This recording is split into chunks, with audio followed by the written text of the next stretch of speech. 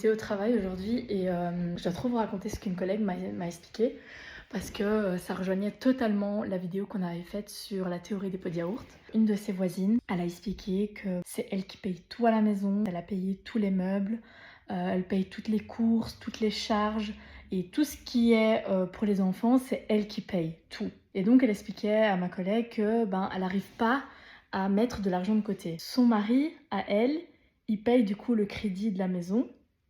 et c'est à son nom. Et en fait, elle avouait aussi que ça allait pas trop entre eux, mais qu'elle a clairement pas le choix parce qu'il y a les enfants et qu'elle a zéro argent de côté. Même si elle veut partir, elle peut pas, elle a aucun moyen de le faire. Et donc c'était marrant de voir un peu aussi comment les gens au taf ont réagi par rapport à ça, parce que nous du coup les meufs on était scandalisées, on était là bah voilà ça arrive tout le temps, genre les gens ils pensent que ça existe pas, que les couples sont bien équilibrés partout et tout, mais pas du tout. Et puis du coup il y a un collègue qui a dit, du coup un homme